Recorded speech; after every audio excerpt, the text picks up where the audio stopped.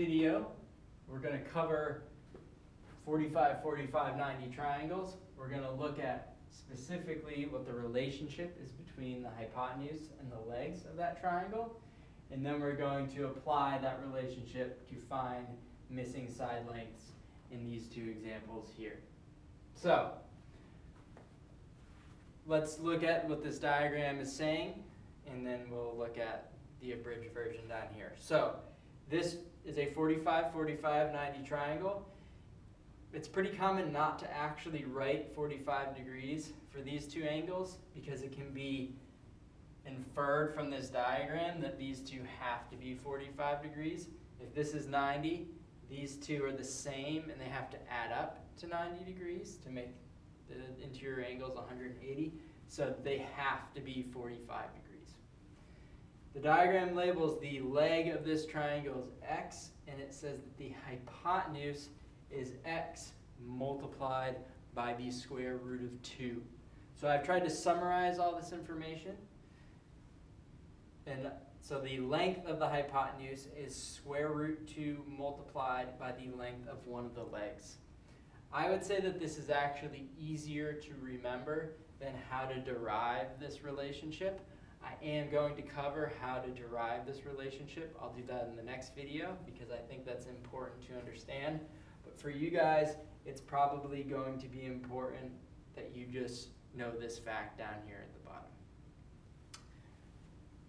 All right, so in our first example, we're given a right triangle and we're asked to find the length of the hypotenuse. Now we can infer that this has to be a 45, 45, 90 triangle because this angle is 45, this angle is 90, so to make 180 degrees here, this also has to be 45 degrees. Now because these two angles are the same, the legs opposite those two angles have to be congruent. So we know this is a 45, 45, 90. We can go ahead and use our theorem over here. So to find the length of the hypotenuse, I'm going to take the length of the leg, which is 6, and I'm going to multiply that by the square root of 2. So this is our exact solution, or our exact length of the hypotenuse. If you want to come up with a decimal approximation, you could type that into your calculator. And 6 square roots of 2 is about 8.49 inches. Pretty easy, pretty straightforward. All right. Now, in the next example, we're asked to solve triangle ABC. And if you remember, solving a triangle means finding all the side lengths and all the angle measures of that triangle.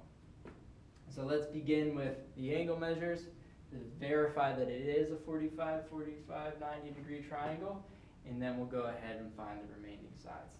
So we know that it's a right triangle because this is 90 degrees here, or the measure of angle B is 90 degrees, so I'm going to write that down. Now, these two legs are congruent, so that means that these angles opposite those sides also have to be congruent. And if they have to add up to 90 degrees, it means that they have to both be 45 degrees.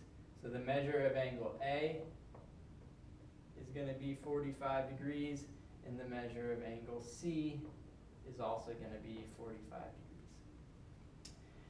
Now we also know that side AC is equal to 10. And this is the hypotenuse of the triangle. So we know the length of the hypotenuse, and we want to come up with the length of the legs. So if we know that we have to multiply the legs by the square root of 2 to get the hypotenuse, to go in the other direction, we need to take the hypotenuse and divide it by the square root of 2 to get the length of one of the legs. So if I take 10 and I divide it by the square root of 2, and I type that into my calculator, I get about 7.07.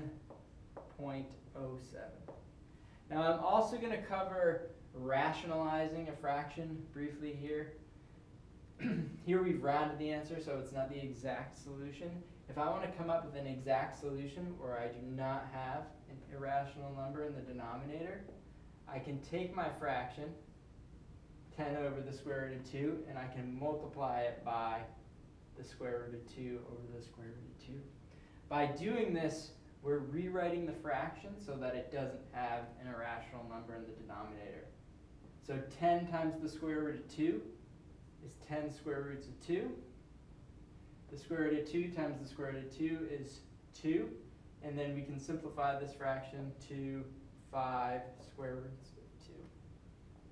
So this is the exact length of those legs. So we're going to say that side AB is equal to 5 square roots of 2.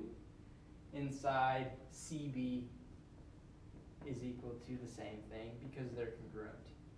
And just to throw back to geometry, remember if I write two capital letters with no symbol on the top, it means the distance between those 2 points. So in the next video, we're going to cover why this relationship is true.